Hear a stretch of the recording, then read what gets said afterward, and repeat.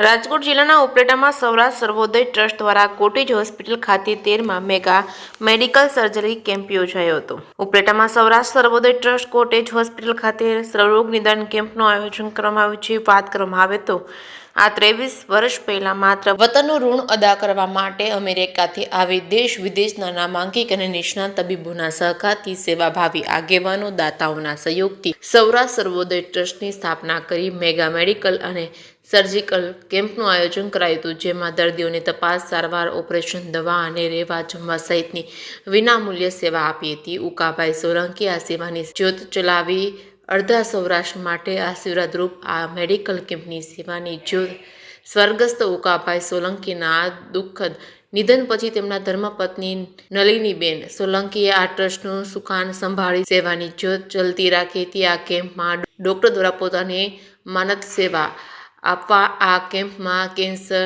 નિદાન તેમજ માર્ગદર્શન તેમજ કાર્ડિયોલોજી અને ડેન્ટલ સર્જરી, દાંત તેમજ પેઢાના રોગો માટે તેમજ general physician, general surgery, gynaecologist, homeopathic સહિત જેવા રોગો દરેકના દર્દીઓનો ઇલાજ કરવામાં આવશે. ત્યારે આ સરકારી કોટેજ હોસ્પિટલ ખાતે વિશાળ હાજર વચ્ચે કેમ્પનું દીપ પ્રાગટ્ય કરી કેમ્પને ખુલ્લો મૂકવામાં આવ્યો હતો.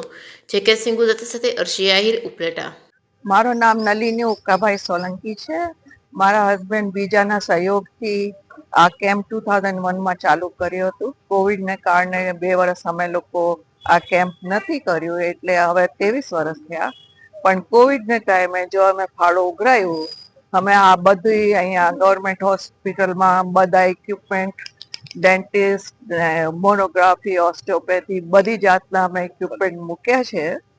તો અહીંયા છે બધાય ટ્રીટમેન્ટ તમે મફતમાં મળે છે. જ્યાં તમે શહેરમાં 2 લાખ આપો, 3 લાખ આપો, 4 લાખ આપો નથી થતા અને તમે અપોઇન્ટમેન્ટ લેવી પડે છે 6 અઠવાડિયે. અહીંયા તમે વોક-ઇનમાં અને બધી ફ્રીમાં મળે છે. તો આવો, પધારો ને એન્જોય કરો, સહયોગ આપો.